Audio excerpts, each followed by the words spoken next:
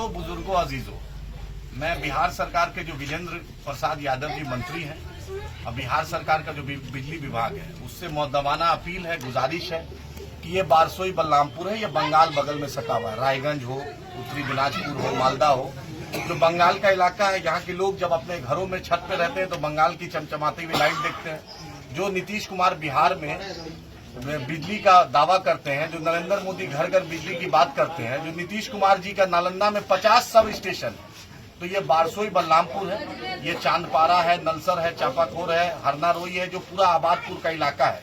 इस इलाके में नौजवान जो है ज्यादातर बेहतर बाहर रहते हैं। जब भी आए हैं तो यहाँ की सबसे बड़ी शिकायत रही है बिजली की। इत्तेफाक से पिछले साल यहाँ पे बिजली का बहुत बड़ा आंदोलन हुआ था, 2 बच्चे शहीद हो गए थे बिजली के चलते। बिजली के पुलिस की बर्बरता, पुलिस की गोली से बारसोई गोलीकांड पूरे भारत में मशहूर हुआ था।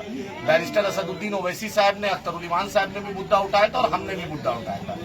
विजेंद्र यादव जी, ये बिहार है, हम लोग भी टैक्स देते हैं। ये जो पूरा चेहरा आप देख रहे हैं, ये हर चेहरे पर कहीं ना कहीं एक ही जोर है इस इलाके की तरक्की, और सब अपना अपना घर बार दिल्ली बॉम्बे छोड़ के जाता है। दिल्ली बॉम्बे जाता है, कोई सहारनपुर में रहता है, कोई हरियाणा में रहता है, कोई पंजाब के खेतों में रहता है, कोई जयपुर में रहता है, सब आपको टैक्स देता है। पटना चमकेगा या नालंदा चमकेगा, इसीलिए बिहार नहीं बना है।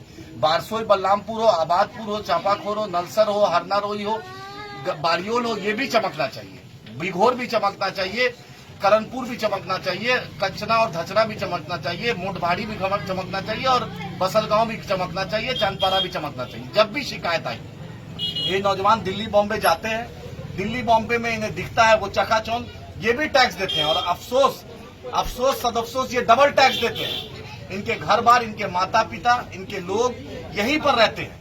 वो अपनी, इनकी पत्नी, इनकी बेटी, इनका बच्चा, इनका यहीं पे रहता है और यहाँ बिस्किट खरीदता है, यहाँ कोई चीज खरीदता है तो टैक्स देता है बिहार सरकार को। और ये जो दिल्ली बॉम्बे या दूसरे प्रदेशों में रहते हैं, वहां भी कुछ सामान खरीदते हैं तो ये टैक्स देते हैं। तो विजेंद्र यादव जी, आप बिजली मंत्री हैं, उम्र की आप दहलीज बहुत पार कर चुके हैं, या नहीं तो आप मंत्रालय से इस्तीफा दे दीजिए। अगर आपसे बिहार के एक इलाके में बिजली नहीं दे सकते तो आप इस्तीफा दे दीजिए। और नीतीश जी, आप मुख्यमंत्री नालंदा और पटना के नहीं है, आप मुख्यमंत्री बिहार के 38 जिला के, यही कटिहार, पूर्णिया, अररिया, किशनगंज के नाम पर आप केंद्र सरकार से, आप वर्ल्ड बैंक से, आप इंटरनेशनल मॉनेटरी फंड से पैसा मांगते हैं। हमारे चेहरे की पेशानी को दिखाकर, हमारे चेहरे की पसीना को दिखाकर आपको केंद्र सरकार, आपको वर्ल्ड बैंक, आपको इंटरनेशनल मॉनेटरी फंड, आपको एशियन डेवलपमेंट बैंक, जो बड़े बड़े फाइनेंशियल इंस्टीट्यूशन है देश के, वो आपको पैसा देते हैं। यहाँ के एमपी साहब क्या है, एमएलए साहब क्या है, मैं उस पर नहीं आया हूँ, लेकिन नीतीश कुमार वक्त के हुक्मरान है। नीतीश कुमार यहाँ के आप मुख्यमंत्री हैं।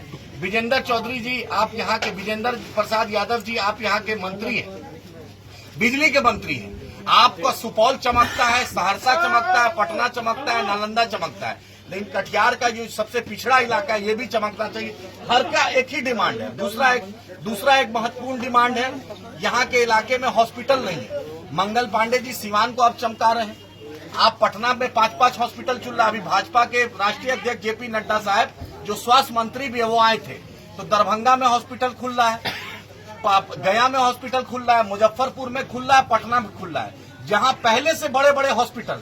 लेकिन ये सीमांचल जो सबसे दूर इलाका है बिहार का, 450 किलोमीटर दूर है ये सीमांचल। इन लोगों की एक सांप काट ले, कोई दवा नहीं, कोई हॉस्पिटल नहीं, बच्चे के साथ कुछ बीमारी हो जाए, गर्भवती महिला है, कोई यहाँ पे हल होने वाला नहीं है। यहाँ से बारसोई 30 से 35 किलोमीटर है और कटिहार यहाँ से 90 किलोमीटर, 80 से 90 किलोमीटर है। और यहाँ के लोग बंगाल पर डिपेंड रहते हैं, सिलीगुड़ी जाना पड़ता है इलाज के लिए, पूर्णिया यहाँ से 100 से 125 किलोमीटर दूर है। तो ये लड़ाई इंशाल्लाह हम लड़ेंगे।